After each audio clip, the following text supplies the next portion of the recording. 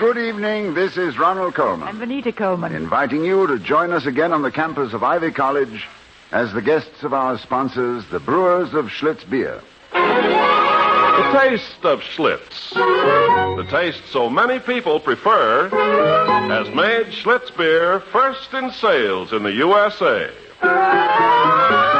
If you like good beer, do as millions of people are doing all over the nation. Ask for Schlitz, the most popular beer in history. And now, the Halls of Ivy.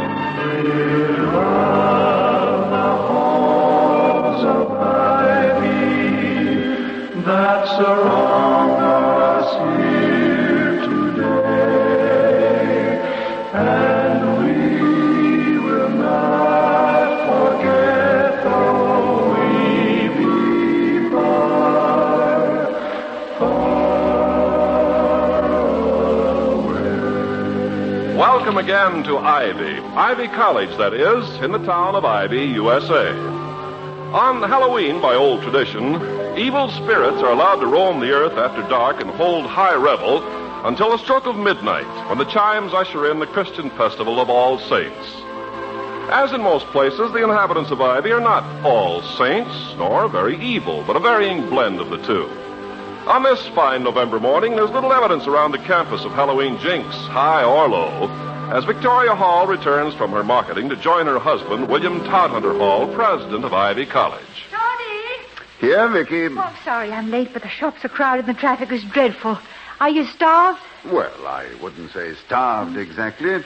This sensation I feel in the pit of the stomach I put down to relief at having passed through another Halloween with no bloodshed, no major damage, and no morning after repercussions. As yet. Well, send a message to your tissues. Help is on the way. Lunch in a few minutes. Toddy, Yes? did you ever know Mr. Wellman's grandfather? No, dear, and I didn't know Abraham Lincoln either. You know what he looked like? Only from contemporary portraits. Tall, lean, sorrowful. No, I didn't mean Lincoln. I meant Grandfather Wellman. Yeah, oh. Do you know what he looked like? Only from the bust of him, which stands, if a bust can stand, which reposes, which sits on the back of its neck, what there is of it, in the foyer of Clarence Wellman Hall. It's red sandstone, which gives him an appearance of blushing deeply. Whether of pride in this college or mortification over Clarence, I have never decided. Did he have a moustache? Let me think. Yes, I believe 3 generations of Wellmans have had a labial adornment. In Grandfather Wellman's day, when the straight razor made shaving a matter of steel nerves and considerable fortitude, many a loving wife never had the privilege, or the shock, as the case may have been, of seeing her husband's complete face. Nudity of the chin. Yes, what I am trying to get at, darling, with almost no success, is this. Now, did he or did he not have a handlebar moustache? Like you always see in pictures of beauty shop quartets singing Sweet Iodine. Not Sweet Iodine, my love. It's Adeline. Oh. Although equally poisonous when rendered by the wrong voices. And it's a barber shop quartet, not beauty shop. Oh, well... female singing groups seem to favor the trio over the quartet. Or probably because being women with an instinct for security, it gives them a 25% smaller risk for discord. Let's start over. Certainly, darling. Certainly. What was the question? Now, did Mr. Wellman's grandfather have a big soup strainer kind of moustache as worn by the tenor in gay 90s quartets? Oh, no, not the tenor, darling. That was the trademark of the baritone. Oh, the tenor. The tenor invariably has his eyes closed, seeking divine help in remembering the lyrics, I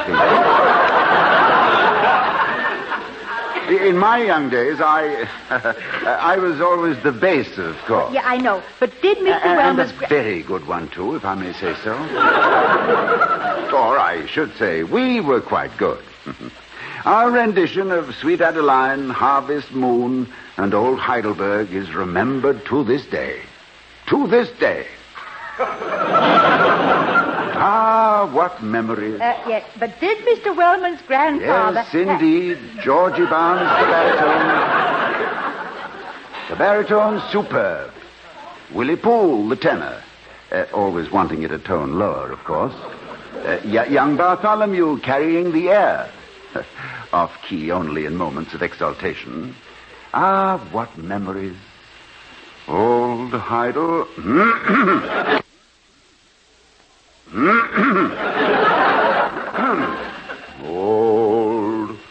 Old Heidel. Sure, it was beautiful. What about Mr. Wellman? Avoided him like the plague, darling. Couldn't carry a tune in a hamper. No sex appeal, no quality. Oh, I'm sorry, my darling. Yes. Wellman, of course. Now, what were we... Now, I'll try once more. See, now, did Mr. Wellman's grandfather have a handlebar moustache? No, he did not. He has now. Well, it's possible, I suppose, but inasmuch as he died years ago... And he has a blue nose. Well, it's a nice character touch, I thought, if he's anything like Clarence. Vicky, what are you talking about? But that's what I've been trying to tell you. I was passing by Wellman Hall when a crowd of youngsters came boiling out, and I bumped into Eddie Gray, and he told me of the sabotage, the blasphemy, the sacrilege. So I went in, and there it was. Mr. Wellman's grandfather's bust, moustache and all. Was it bad? It was awful. Or do you think it will wash off? Well, I gave it a little dab with a damp handkerchief, but it'll take a lot of scrubbing. Oh, yes. I forgot to tell you. On the base of the bust, in black paint... Yes. There was written, Prexy loves Wellman. Vicky, a few minutes ago my heart was singing and the sun was shining, and now my left ear has cupped itself around to the telephone over there. Yeah, well, it's all right, darling. Wellman's in Philadelphia visiting his sister, poor girl. Once more my heart is singing and my ear has flopped back. Yes. Not that I'm against the fine arts, of course, but who could have done it to poor old Grandpa Wellman? Oh, any one of a few hundred students, I should say. After all, last night was Halloween, and you'll often find Oh, that... darling, will you answer that? I must go and fix my hair. Yeah, all right, darling. Remarkable woman, Vicky. Finds out everything. Painting the Wellman bust, eh? Ha ha, amusing. Prexy loves Wellman, revolting. Handlebar moustache. Old Heidelberg. Hi, Dr. Hall. Ah, Mr. Merriweather, come in.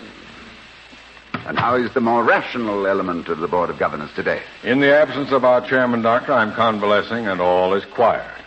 The other knights of the Round Table have doffed their armor and are resting on their swords. So I took my shield and got the helmet out of there.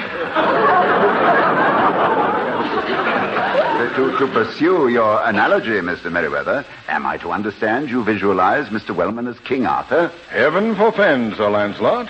My knowledge of the Arthurian legends is somewhat sketchy, but I'd be inclined to place dear Clarence somewhere between the jealous King Mark and Sir Mordred of melancholy memory. It's a good thing you don't have the responsibility of casting Tristan and Isolde for the Wagner Festival. I would be more tempted to see Wellman in the part of the sword Excalibur for the pleasure of seeing him thrown into the lake. Say, not so bad for a boy who got straight D's in medieval history. Where's the Lady Guinevere? Up in the North Tower, combing her tresses by her casement window, scanning the horizon to see which sail comes from France, black or white. White if it's me, black if it's Wellman. Right it is. Welcome, Mr. Merriweather. What on earth are you two talking about? About the days of old. When knights were bold. And ships had wooden decks. And warriors bold. Fell down the hold. And broke their... Yeah, careful, man. Sturdy necks. You know, I was exposed to quite a bit of education in my day, but the only times I ever feel that it took is when I'm over here. Well, I'll come over here more often. You can be a visitor cum laude. Thank you. Thank you. Doctor, I am the bearer of glad tidings. Oh? Did you know that they are at last improving Faculty Row? The street, I mean. Good. Well, it's about time. It's bad enough for a college to get into a rut, but for all those ruts to get into a college. Well, perhaps I should say they started excavating yesterday. Today, all is quiet as the grave. In fact, one long grave has been dug, and there she lies. Good heavens, who? Oh, no, ma'am, not that. I mean, one deep trench was scooped out and then abandoned. Oh, But why? Today is not a holiday. Did anyone call the All the department of- necessary departments and authorities have been called, and all profess ignorance of any order for street improvements along Faculty Road. Brogan of our campus police reports that the road gang was equipped with all of the usual paraphernalia, including a truck bearing the sign of John Smith Contractor. Brogan further reports that the supervising gravedigger, or I should say excavator, submitted a permit which purported to be an authorization from the Ivy Board of Governors. Signed by whom? By none other than our respected chairman, Clarence Wellman. well, then what's wrong? Why don't they get on with the job? A, there is no such firm in these parts as the J. Smith Contracting Company. B, the board never authorized the work, such improvement having been constantly opposed by Mr. Wellman himself. C... But the signature. Was it a forgery? Doesn't Grogan recognize the signature? Grogan tells me that he writes twice a year to his half-sister in North Platte, Nebraska, period. Thus, he would not know Mr. Wellman's signature if it bit him, which is unlikely, in the leg. It is very interesting. An anonymous excavation. Well, if this is another Halloween prank... Well, exactly where did all this happen? At which end of Faculty Row did they start digging up? I didn't see it near here. This, I hate to tell you, neither end. Right in the middle. Oh, no. Oh, you don't mean... Oh, no. Yes, ma'am. Plumb smack dab in front of the house of Wellman.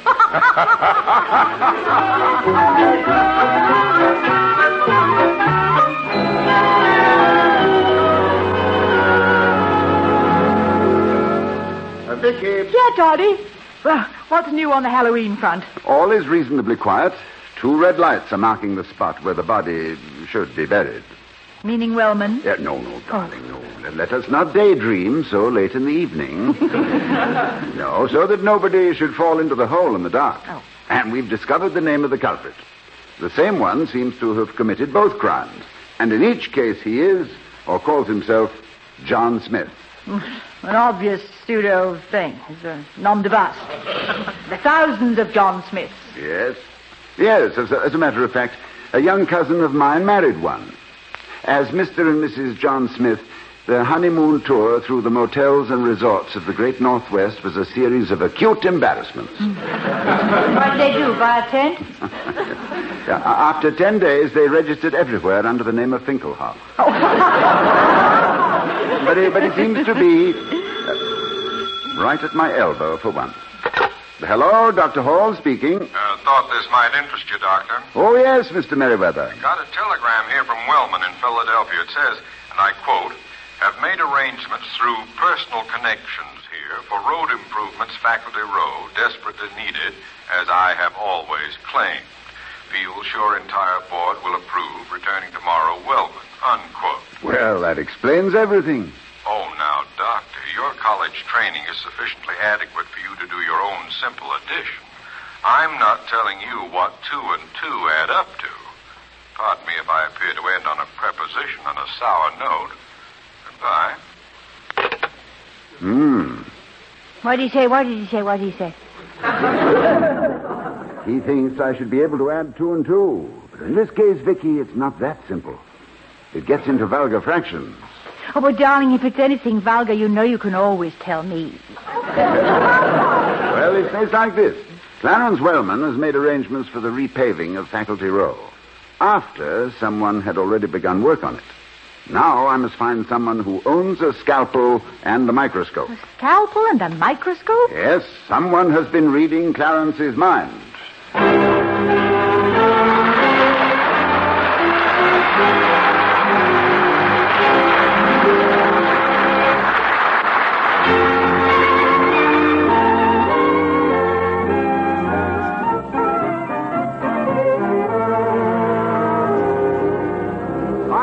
walking past the boardroom at Ivy the other day, just as the Board of Governors was breaking up after an important session.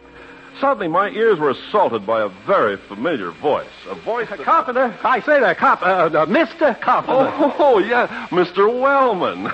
Well, you look happy. What's wrong? Wrong? Nothing wrong. Business is good. The board just slashed the departmental appropriation, and you must realize, being in business yourself, commerce, that is. Well, now that you mention it, Mr. Wellman, we might as well say world commerce. I represent Schlitz beer, you know, the beer that made Milwaukee famous. The beer I that know is all that, Carpenter. I must say that it's common knowledge. Why do you buttonhole me and give me a sales talk? Well, I didn't. Schlitz beer, huh? Yes. Yeah, very familiar name. Yeah. S-H-L-I-T-Z. No. Pardon, Mr. Wellman. It's S-C-H-L-I-T-Z. You left out the C. I said S-C-H-L-I-T-Z. Or I thought I did, didn't I? Well, what's just one letter? Well, in this particular case, it's very important, but ordinarily I'd say... Schlitz beer is the one beer I've given Mrs. Wellman proof I need to store in our refrigerator. What has storing Schlitz in your refrigerator got to do with being chairman of the Board of Governors, Mr. Wellman? A silly question, Carpenter. Obvious, as chairman of the board, watchdog of the Treasury, always by quality. No appropriations unless, well, good heavens, Carpenter, as a businessman... Mr. Wellman... What is it? I'm sorry, I wasn't through yet, Carpenter. I just wanted to say that a quality product, Carpenter, justifies an appropriation, and Schlitz beer is. The best is none too good for someone who... Yes. Am I making myself clear, Carpenter? Oh, yes, perfectly clear, Mr. Wellman. Not only to me, but to millions of Americans who are enjoying Schlitz, the most popular beer in history. Glad to hear it. Couldn't happen to a finer beer. Thank you. Mr. Carpenter, I must be off now. Got to check up on the supplies in our refrigerator. Well, a pleasant good afternoon to you, Mr. Wellman. Not just from me, but from Schlitz, too.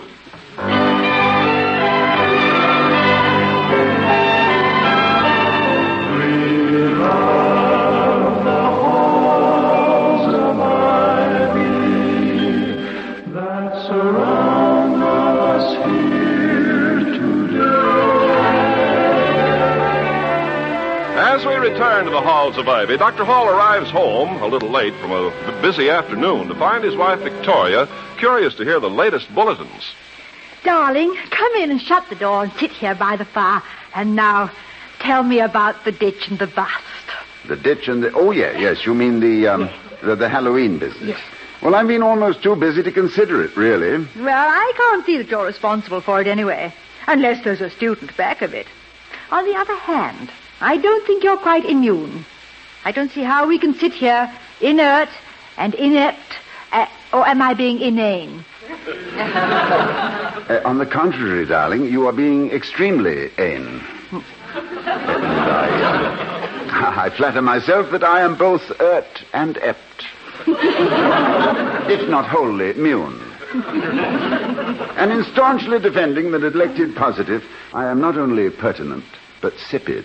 However, there does seem to be a student involved. What, a John Smith? Strangely enough, we have two at Ivy, it seems. It rather points to a third-year student, a John Smith Jr. He has asked to see me and is coming over. Toddy, what about Wellman's message? Surely he couldn't make use of his position as chairman of the Board of Governors to give out contracts. Oh, I prefer not to think so.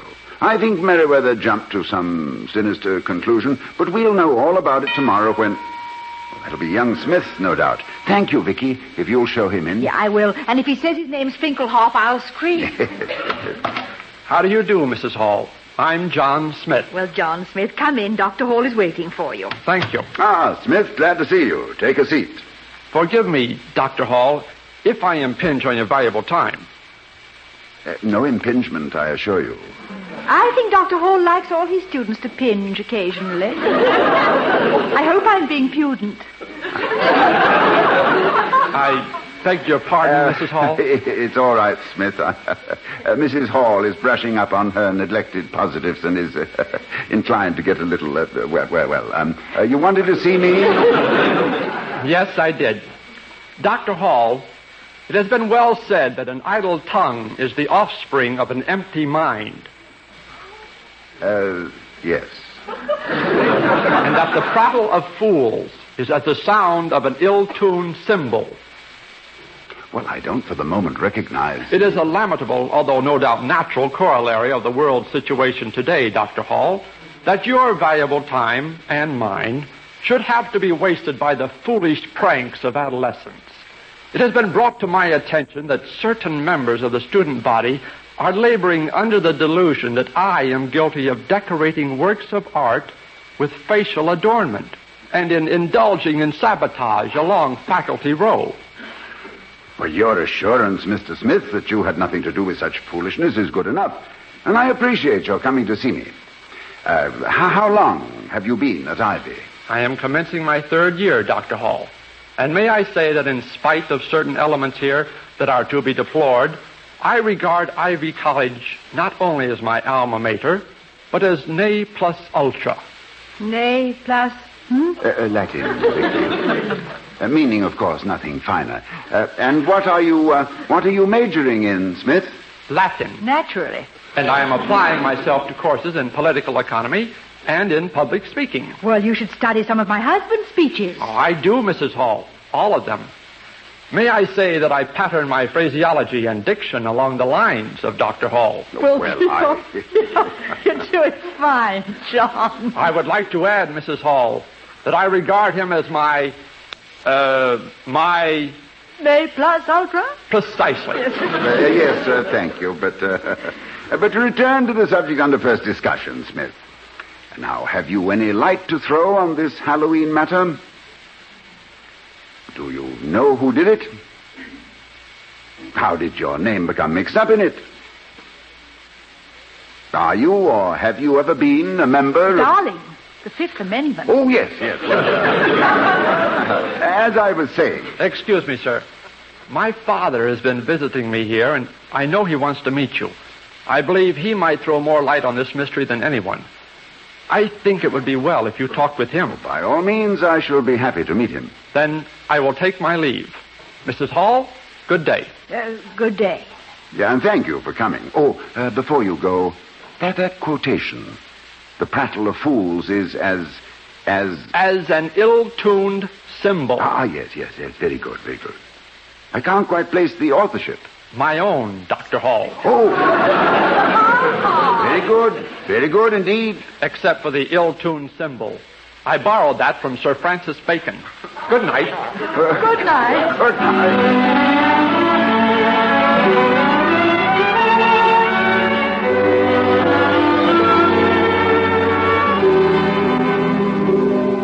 My husband will be down in a minute, Mr. Smith. Please sit down. Well, your son just left here half an hour ago.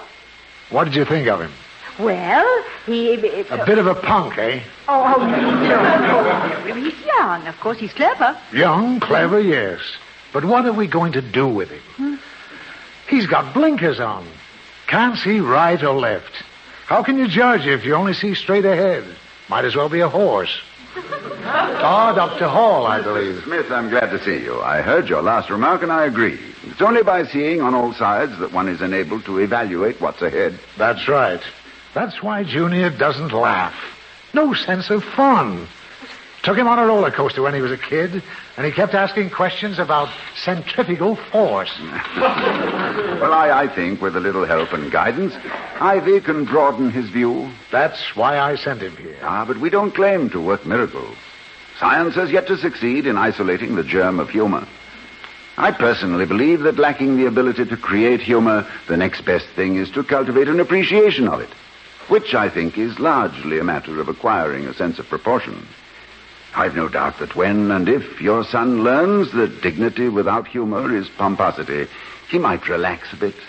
We don't train students to be circus clowns, Mr. Smith, but we do believe that a man who cannot smile is not fully educated. Well, that sounds like good sense. I don't expect you to teach him to go around with loaded cigars, cackling like a maniac, but he's pretty stuffy. He's a good boy. Honest, loyal. Oh, yes, his loyalty to Ivy is unquestioned. And he refused to give away the practical joker of last night's escapade, although I felt sure he knew who it was.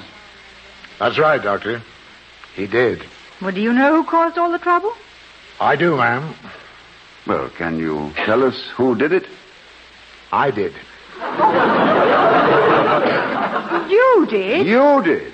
Mrs. Hall, last night was Halloween. Years ago, when other kids were going around tearing up the town, Junior was up in his room, reading. Well, I arrived here yesterday to see the boy, of course, but I looked up my old friend Wellman, out of town. Then Jackson in biology, down with the flu. So I went around town with Junior. Saw a couple of youngsters hanging a cap and gown on old Bradford's TV antenna. Junior disapproved. Another bunch of kids were, well, I won't give them away in front of the doctor here, but Junior disapproved. Just then we were passing Wellman Hall, and there was the bust of old Grandpa, looking as smug as ever. And, well, I couldn't resist it. You know the rest. Yes, but carving up Faculty Row, did you? I'm the John Smith Contracting Company of Philadelphia, Dr. Hall. I can't afford to give $1 million to Ivy, but Ivy's where I place my hopes for Junior. And a year ago, I ruined the springs of my car and wrenched my sacroiliac, bumping along that gall-darn death trap I call Casualty Row. So I told Wellman I'd fix it for him for nothing. Oh, that was very generous of you, Mr. Smith. Yesterday, seeing he'd taken no action in the matter, I dug a hole outside his door. Just to give him a laugh. Don't often get a chance to mix business with pleasure. Now I'll finish the road for you and give you the finest surface this side of the big city. Well, I think that's wonderful. Surface with a smile, I always say. A happy and profitable ending. Thank you, Mr. Smith. So goodbye, Doctor, Mrs. Hall. Oh, must you go? Yes, I must be on my way. And, look after the boy, won't you? We will. Yes. Goodbye. Goodbye. Well, Vicky, we're going to have a new Faculty Row. Now we'll have to find a way to repay Mr. Smith by doing something for Junior. Who doesn't seem to concur with the old verse which I have just revised for Halloween? What verse? Wake me early, mother dear, for I'm to be queen of the mayhem. Oh. And Vicky, hand me the telephone, will you? I think I'll call up the School of Horticulture. What, this time of the evening?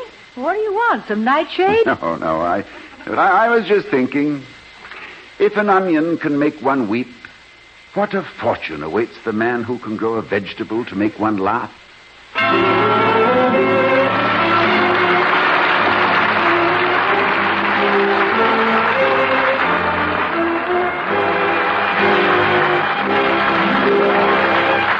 The Halls of Ivy, starring Mr. and Mrs. Ronald Coleman, has been presented by Schlitz, the beer that made Milwaukee famous. The taste of Schlitz, the taste so many people prefer, has made Schlitz beer first in sales in the USA. Why don't you, too, enjoy the most popular beer in history? Next time, every time, ask for Schlitz beer. Now, here again are Mr. and Mrs. Ronald Coleman. Good night, everybody. Good night from all of us. And from our sponsor, the Joseph Schlitz Brewing Company of Milwaukee, Wisconsin, and its thousands of friendly dealers throughout the nation. Good night. Good night.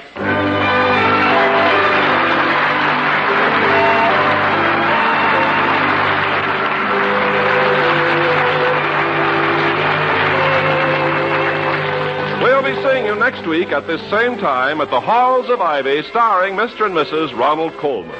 Mr. Merriweather was played by Gale Gordon. John Smith Sr. was Hanley Stafford, and John Smith Jr. was Charles Smith. Tonight's script was written by Ronald Coleman and Don Quinn. Music was composed and conducted by Henry Russell. The Halls of Ivy was created by Don Quinn, directed by Nat Wolf, and presented by the Joseph Schlitz Brewing Company of Milwaukee, Wisconsin. We invite you to enjoy on television the Schlitz Playhouse of Stars with Helen Hayes, Margaret Sullivan, Walter Hampton, and more of the brightest names of Hollywood and Broadway. See your newspaper for time and channel. Ken Carpenter speaking. Oh, we love the halls of ivy that surround